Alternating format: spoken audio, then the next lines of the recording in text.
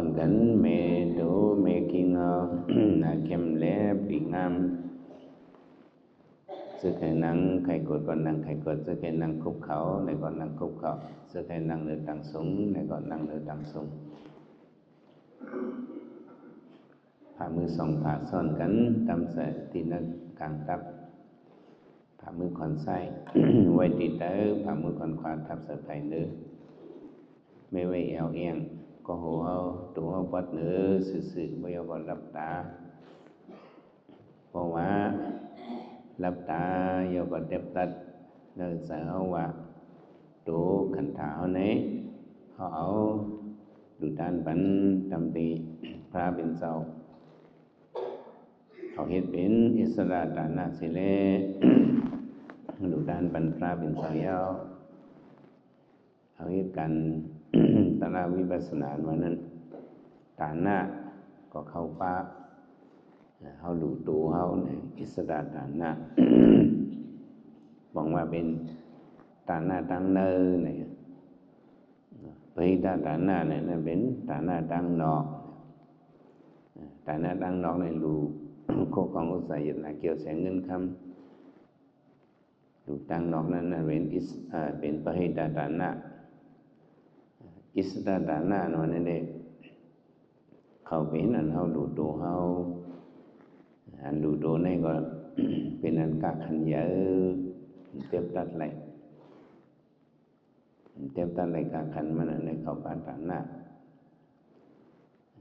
ศีลาก็เข้าไปเข้ามาเฮ็ดกันตลาเนี่ยว่าอยู่ในศีลมันก็ลักเปิ้นมันก็แหมตายเปิ้นมันก็กดเปิ้นมันก็เป็ดเลียนเปิ้นมันกินเหล้าสูบยาเฮาเฮ็ดจังได๋เนี่ยศีลาเนี่ยก็เฮามันคือว่าศีลวิสุทธิว่าศีลาก็ซึ้งใสก็ไม่ได้มาหังสิตะวิสุทธิโดยใจเฮาซึ้งใสใจเฮาเนี่ย มันซึ้งใสนั่นก็บ่หังมันก็ซ้อมอายุหาเบิ่งหาปาตาหันหูยินคนนังหนมศพแหลมตัวที่เตอเสวนมันก็วนลองอายุกรรมกงกรรมบันนามายถากรรมนิพพาติโตก็วนซ้อม อายุอันยามเลยหันอันไปเลยหันอันตึกหันจังได๋มันก็เป็นแต่ โลภะโทสะโมหะออกมาเสริมกันยินหนังเสริมที่จึงชนะสิทธวิสุทธินั้นที่แล้วสถาอ่อนนะดูตานตัวเสริมสถายุ่มยำลองเนื้อกันตระวิปัสสนาในเล่เอามาฝึกไว้สนิมสมาธิเอาเสไว้ที่ลมเข้าลมออกของเฮาสติอันกึกซ้อมเนี่ยเป็นสมาสติเพราะฉะนั้นสมาธิอันเฮาสติอันเฮาตั้งคัดใจเฮาสมาเวมะน้องนี่ตั้งคัดใจเฮาพร้อมกันซ้อม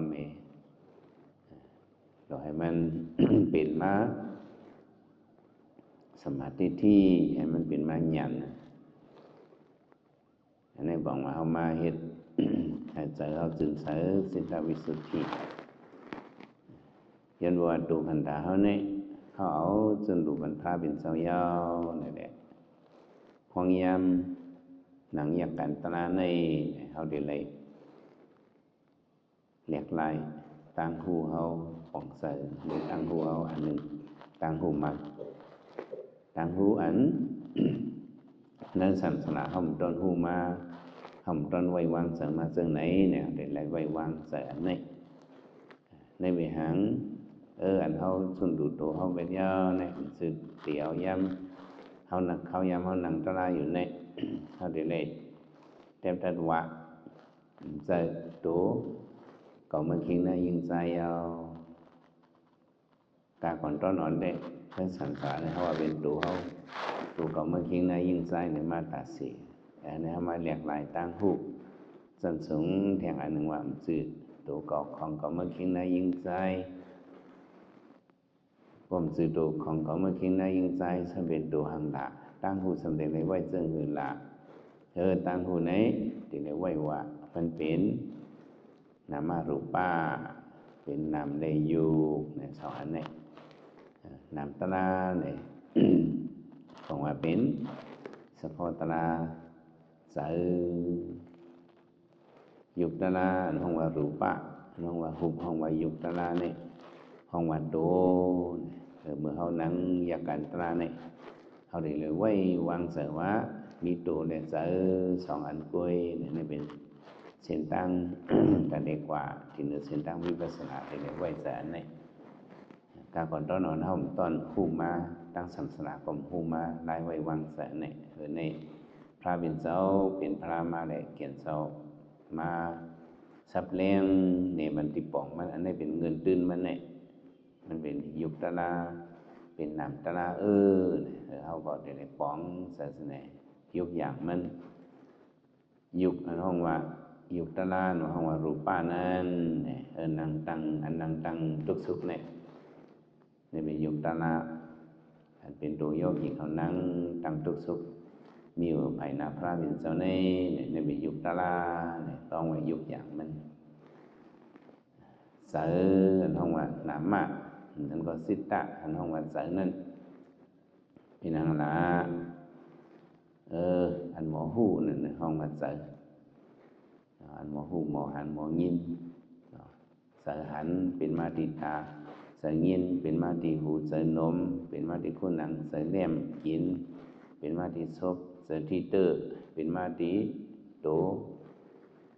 เสือวนเสือซ่อนเป็นที่เสือเฉพาะใจนั้นมันจะหมอหูนะว่าตัวนั่งดังทุกสุขจากนี้สำเป็นหมอหูพอมันนั่งรับตาในมีก็มาคิงในยิงใจมีเฉพาะตัวตั้งทุกสุขเฉพาะใจอันหมอหูหมอโซนั่นก็สองอันนี้ก็ไม่ติดตัวยุบอย่างนี้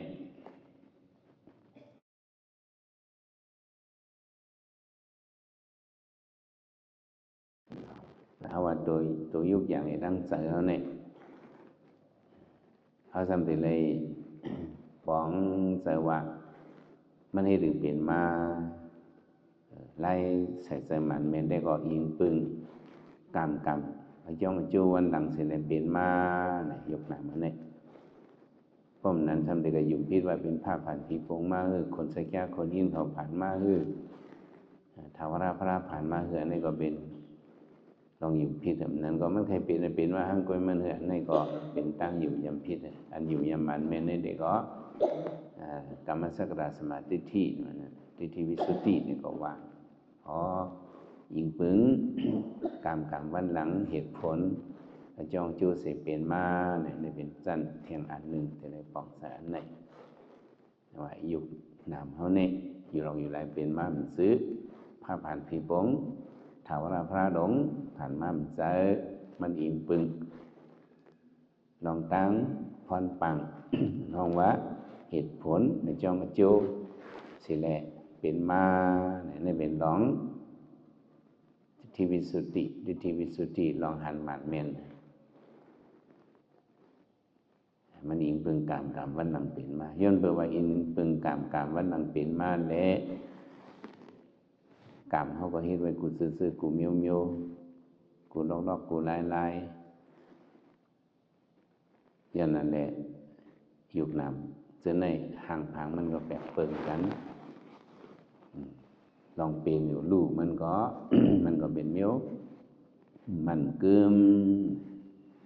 เอาได้เลยป่องใส่ในต่างนี่เป็นพื้นฐานมันนะเมื่อไงเฮาว่าอันนังตังทุกสุขในเป็นยุคเป็นรูปะเป็นโต เป็นยุคตลาอันนังตังทุกสุขในเป็นโตห้องว่ารูปะ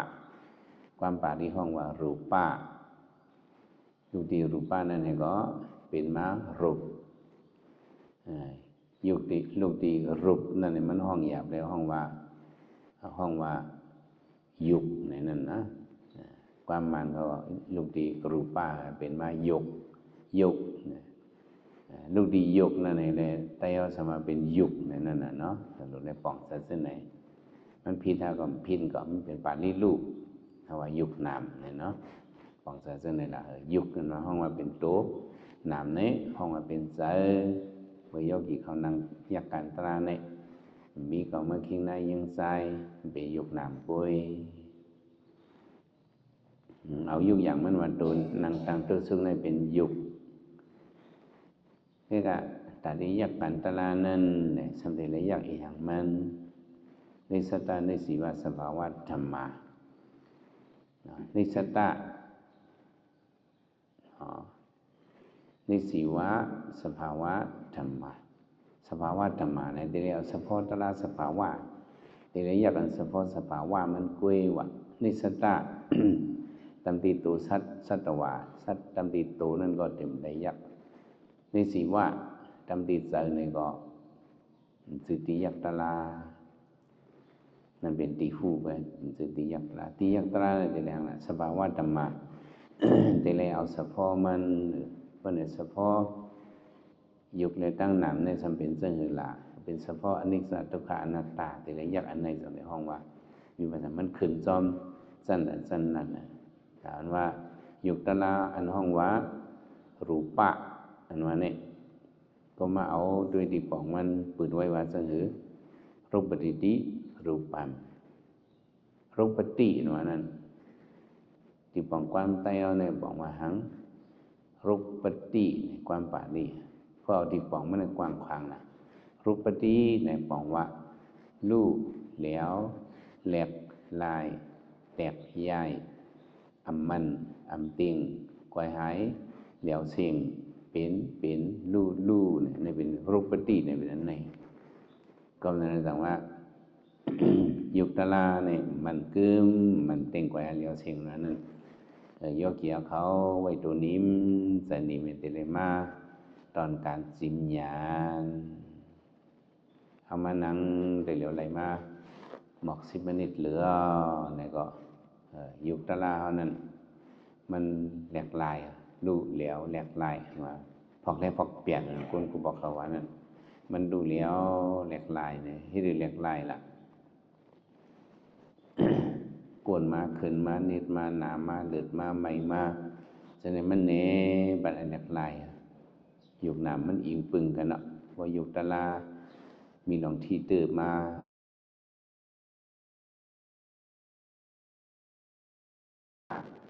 หนึ่งกำเป็นมาอยู่1 นิ้วว่านั้นในมันนี่ว่าลองว่ายุคตลาดูเหลียวแหลกลายในเขาถึงเลยตุ้ยซับซีย่อยแย้มหมดมันสารพินสารพรคมดิดคมรอดสนิทอย่าไปว่าเป็นเก่าคมอย่าไปว่าเป็นเก่าสานอย่าไปว่าเป็นเก่าเจ็บเนาะเก่าอันว่านั้น ทำอะไรมาใส่ห้องมาเอานางยาการตราเนี่ยเขาได้เลยบอกเสว่าอ๋อยุคตลาวิตนาตลาลู่อยู่เลี้ยวอยู่แหลกอยู่ไล่อยู่ทางมันเนาะเขาได้บอกเสว่าเป็นทางมากเลยอ๋อเขาได้เลยหู้จอมอ๋อมันดูเหลียวแหลกลายติ๊กๆไปลงใน1 กำเป็น1 นิ้ว